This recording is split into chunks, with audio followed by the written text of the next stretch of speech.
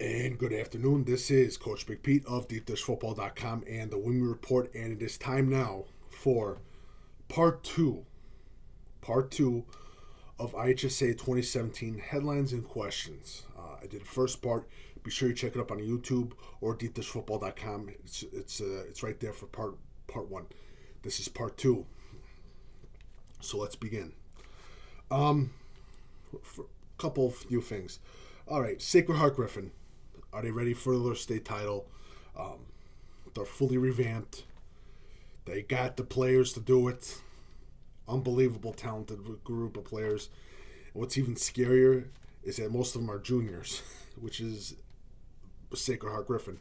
And Coach Ken Leonard's got them ready too, so it's going to be another interesting year for Sacred Heart Griffin.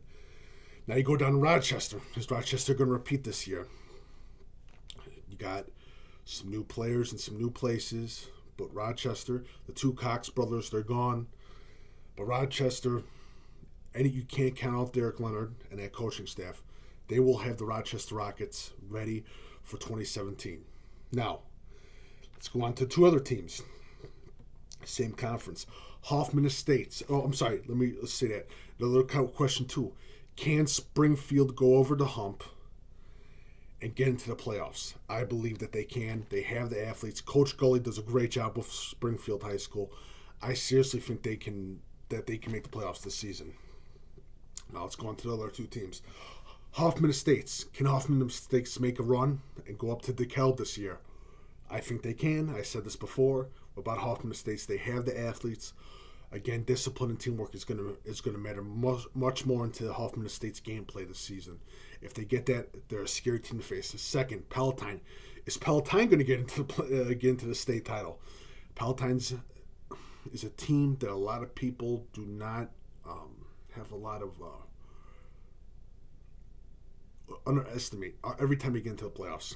I do think Palatine's got a great shot of making it to the playoffs. Zach Goals is gone. They got a young quarterback, but they still have a magnificent defensive line, great secondary, great wide receivers. But Palatine can make a run. Another team that they played last year, Lyons Township. Lyons Township. Is this the year for Lyons Township? Maybe. Their defense has to hammer down. One of their top weapons has graduated, Hashawn Austin. They got the Willis kid, athlete. Of course, Ben Bryant. Everybody knows Ben Bryant, best quarterback in the state that people have said. If they get everything clicking, Lyons Township could be a force to reckon with. Big game against them would be Glenbard West, of course. Now, another team by them, Nazareth Academy. Can Nazareth Academy produce what they did 2 years ago? Last year was sort of a disappointment, a lot of injuries. They have they're like Sacred Heart Griffin. They have a lot of young juniors. They're going to be a scary team. Great athletic wide receivers.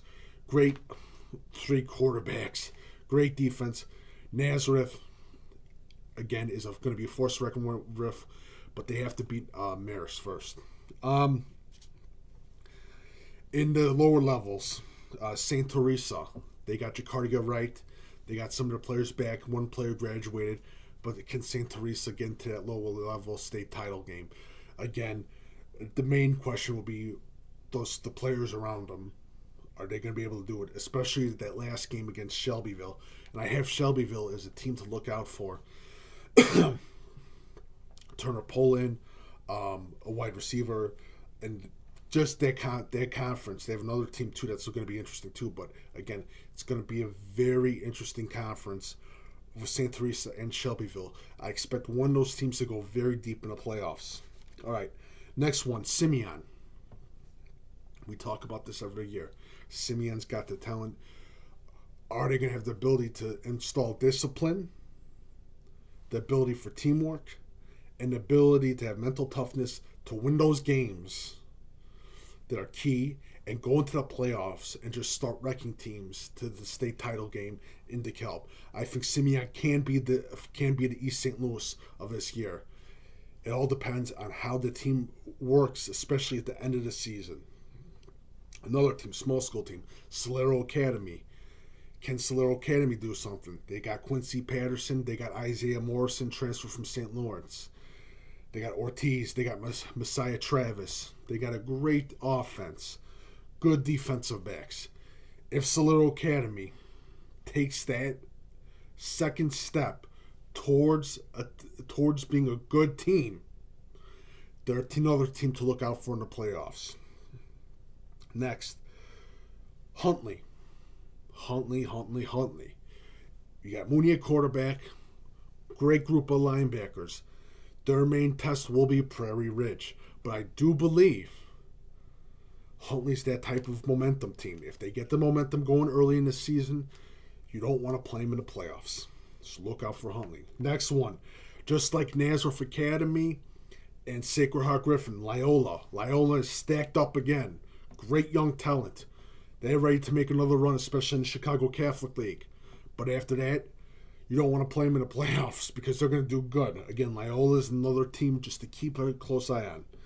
Next one, and this is new. They've had two very important transfers from Meta Valley. Naperville Central. Could Naperville Central be the best offense in the state of Illinois? Who knows? But again, when you got Thorne, Jaden Reed coming to Naperville Central, you got Luke Hellstrom. Ooh, that's a scary sight, especially that Naperville Central offense. Again, it's going to be a great offense to watch. They got good transfers coming in from Meta Valley. Naperville Central just upped their ante for the DuPage Valley Conference title. Simple as that. Next, Centralia. Can Centralia make a run to the state title in DeKalb? I have to say yes, because of the offense and Coach Brennison bringing that offense into Centralia. It's a great opportunity for Centralia with its athletes. He makes them put them in a winning position. But Centralia looks great this season. And again, will not be surprised if they are in DeKalb. Especially, you got Giovanni Williams at quarterbacks. He's going to be unbelievable. Next one. Can East St. Louis repeat? Yeah, they had a great transfer out of Christian Perez out of O'Fallon. It's a great addition for East St. Louis to have. East St. Louis, yeah, Jeff Thomas is gone. But for all the touchdown catches that Jeff Thomas had, the other wide receivers were key in that offense. East St. Louis has a great chance to repeat for this season. They stock, it's like a farm system. They keep going and going and going with those athletes.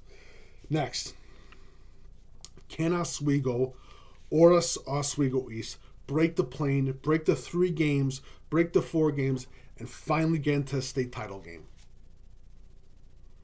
It's all going to be depending on if they, because literally, I thought it was going to happen last year. It didn't happen last year. Oswego East loses Kelly Avery Martin.